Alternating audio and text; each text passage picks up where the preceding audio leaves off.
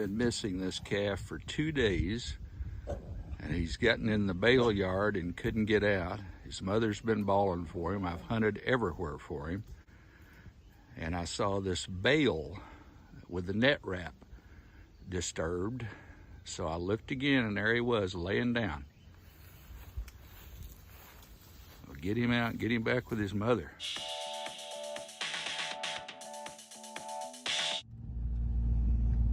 Probably a little dehydrated after being without water for a couple of days.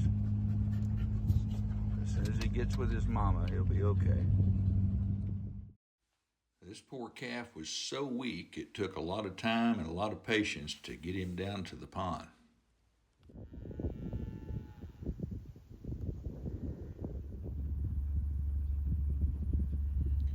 I would like to have gotten him to an area of the pond that was a little less muddy, but he wanted to get to the closest water that he saw. They're thirsty when they go to the water before they even go suck their mother.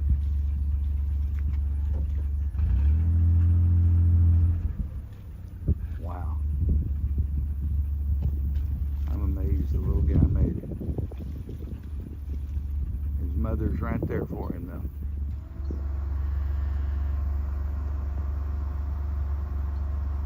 Bless his heart.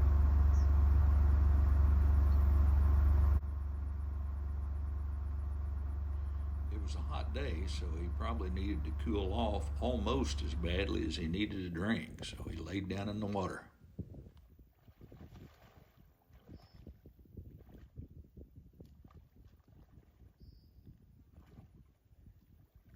Finally, he got out of the muck.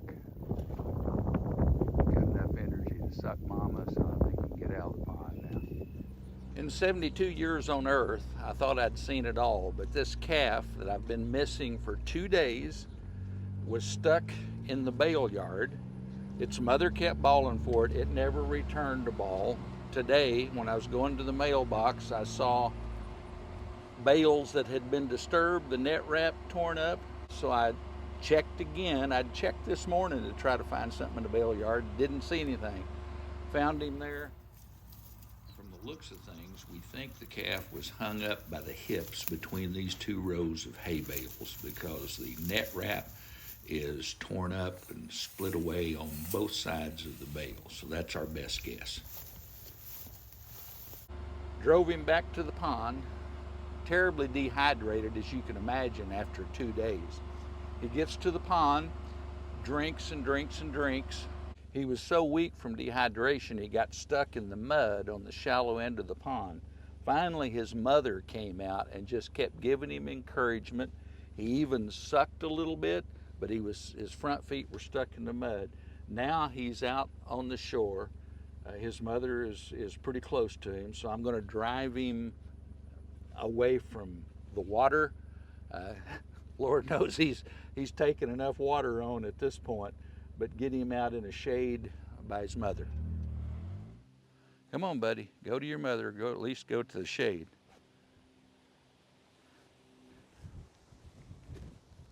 This is his mother right here with the red tag.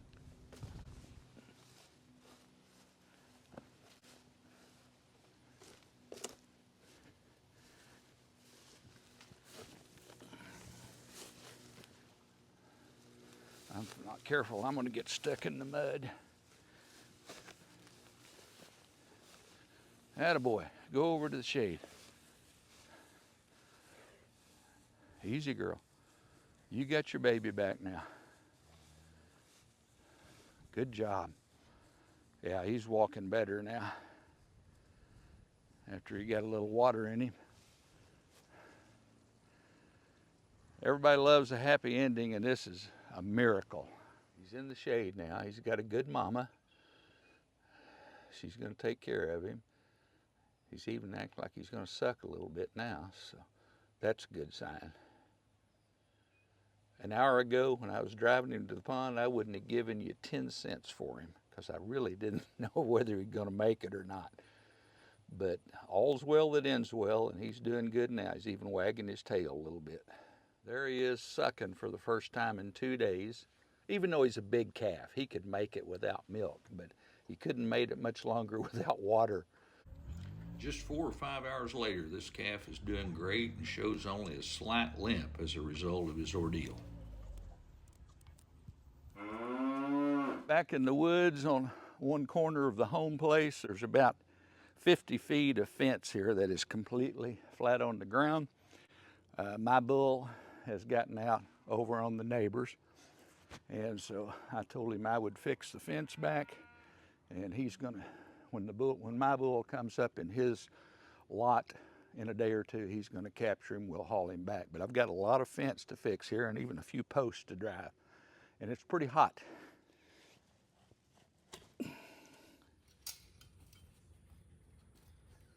I've got the bottom wire stretched so it'll allow me a line to drive my post to. Looks like there's 2 wooden posts broken off. So I'll bring in 2 T-posts and drive here.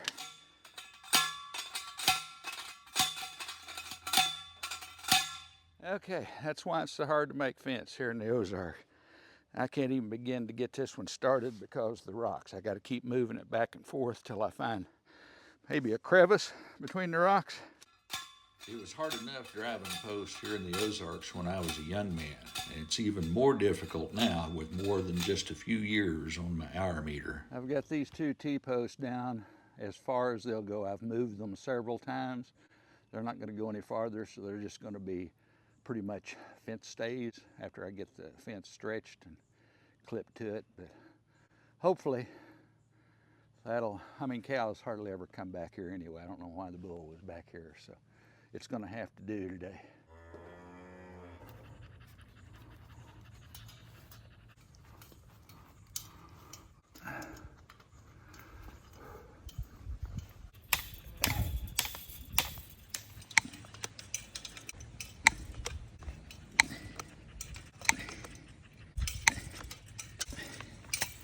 We got the fence fixed. I don't know how good it is. As you can see, those T-posts aren't driven down very far, but I got it stretched tight to a hedge corner post down there. It's probably been in the ground 100 years or more. So actually the wires are pretty tight, and hopefully it'll keep cattle back. I've never had any trouble in getting through here before, but we'll see. The calf that almost died yesterday shows absolutely no ill effects today.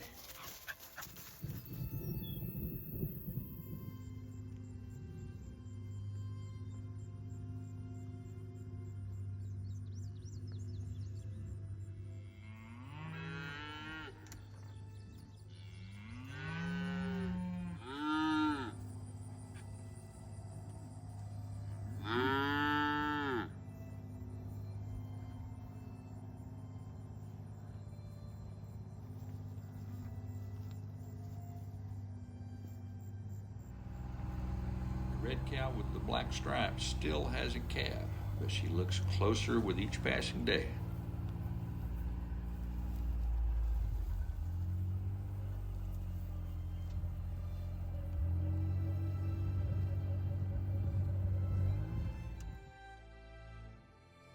I have a cow down at the creek place that's come up lame all of a sudden. I can't figure out what it is, and I've called the vet. He should be out tomorrow.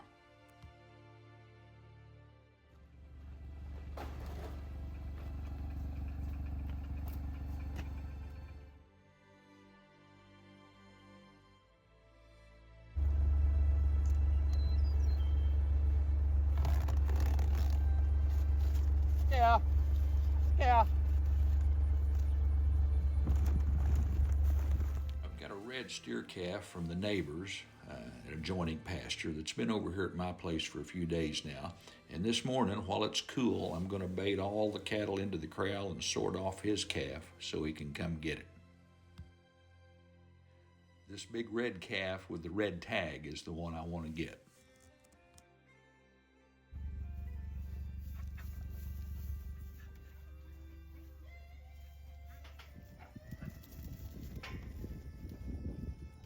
And I got him.